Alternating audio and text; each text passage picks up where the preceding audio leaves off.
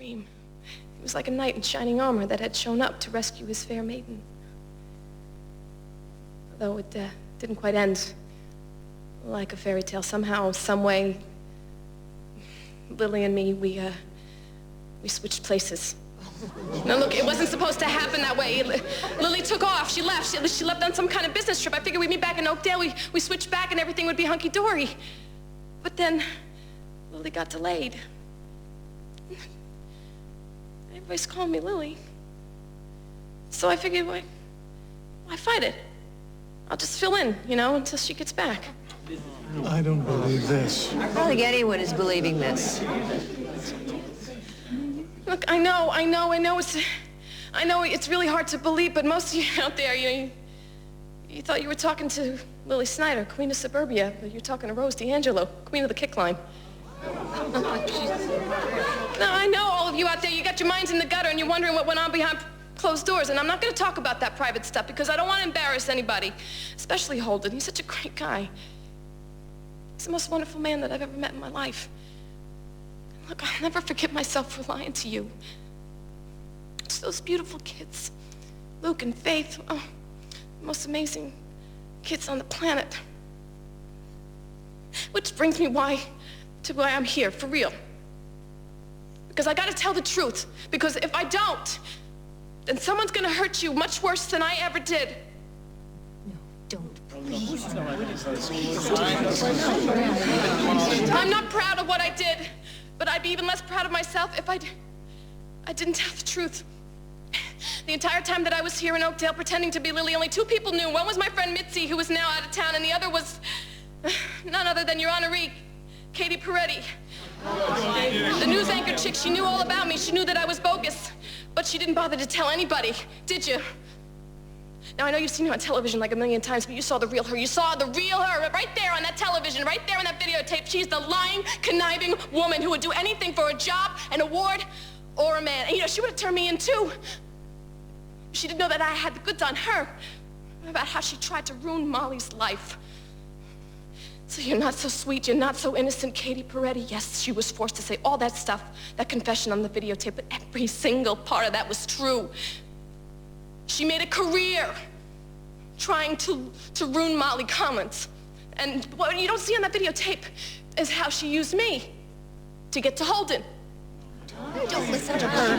Holden, she's a liar. She just admitted what a liar she is. Please don't listen to her. From the moment that I landed in Oakdale, I could see Katie. I could see her sniffing around Lily's husband. And I got to give you credit. You were very creative. She even hired an artist to do a nude portrait of Lily so her husband would get ticked off at her, even though she knew a classy lady like Lily would never do such a thing. But she didn't care. Lily was in the way. So she just mowed her down. I'm sorry, Holden, I'm so sorry. I didn't mean for it to come out this way, but that girl next to you, she's just evil. I had to tell you the truth. I had to tell you before it was too late. No, forget it. Stop. I said enough. Enough with the pictures. That's it. I'm sorry. I'm so sorry. I said enough! People down. No, wait.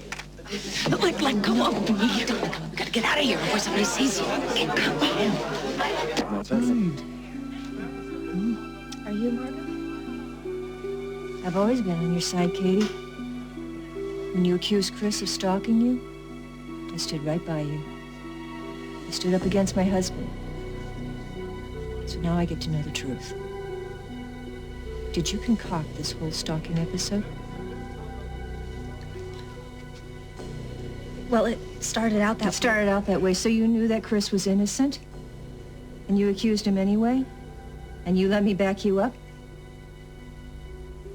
Is that what you did? And everything that woman Rose said about you, how you set up Molly, how you didn't tell Holden about Lily, was that all the truth? Was that the truth? Margo, You know what? I get some answers here, Craig.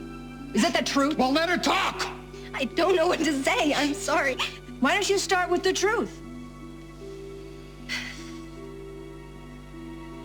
Margo, you've been so good to me. Mm-hmm. You let me live in your house, and you were always there for me. And I've treated you so badly, and I just want to take it all back. Why, now that you've been found out? No, it's not Just like... get over it, Katie. You waltzed in here ready to bask in the limelight, and if everything had gone the way you planned it to, you would be patting yourself on the back for being so clever. You are not clever, Katie. You are simply the kind of person who would step on anyone to get what she wants, including her own sister. If I had time, just catch my breath, I could explain everything. I think you might understand. Yes, why don't we let her take a breath? Then we can all go somewhere and discuss this like a family. I don't want to discuss this like a family. I don't want to talk to my family anymore. You know, the one thing I do know about you, Katie, I don't know you. And I don't want to. Leaving so soon?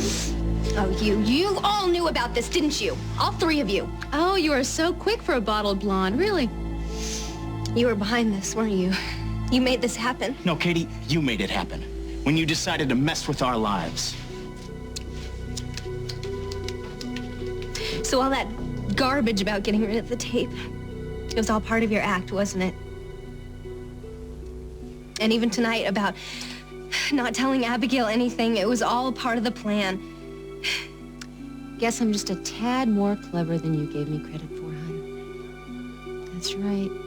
You've been underestimating me from the minute you walked into WAK with your eyes on your boss and my job. Well, you know what, sweetie? You messed with the wrong person, and now you're paying the price. Oh, oops. You know, I almost forgot. This belongs to you, kid. I hope it was worth it. I was thinking about Holden, your family, and all the other people that got hurt in the crossfire. But that was bound to happen. When you mess with people's lives like that, sooner or later, you're bound to wind up with nothing. No one. Totally and completely alone. Katie, you know what? I almost feel sorry for you. Almost. Just go away. Please, just go away. I will. I will, but let me just give you one little free piece of advice first, okay? You see, I've been where you are tonight. Heck, I've even been lower, more than once. And the one thing I've learned is that nobody is gonna come pick you up off this floor. It's up to you to clean up your own act. And the sooner the better, too, because the longer you're down here on this floor, the more chance of, well, ruining this pretty little dress. And when you've almost lost everything you have in this world, honey, you better hold on tight to whatever you've got left.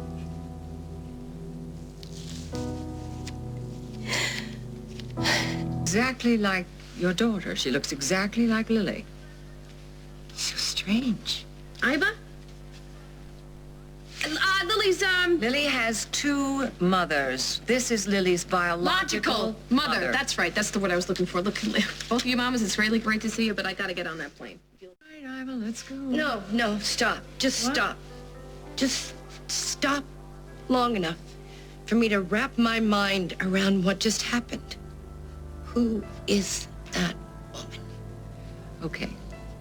Her father, Mr. D'Angelo, who lives in New Jersey, adopted her. She was an orphan, all right? She was born around the same time that Lily was born.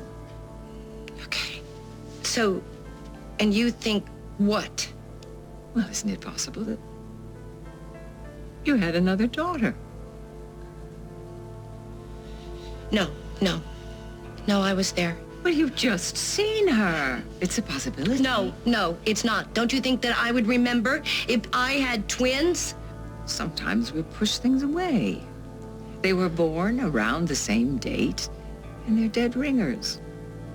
No, it's some sort of a trick, a scam or something. That woman is not my daughter.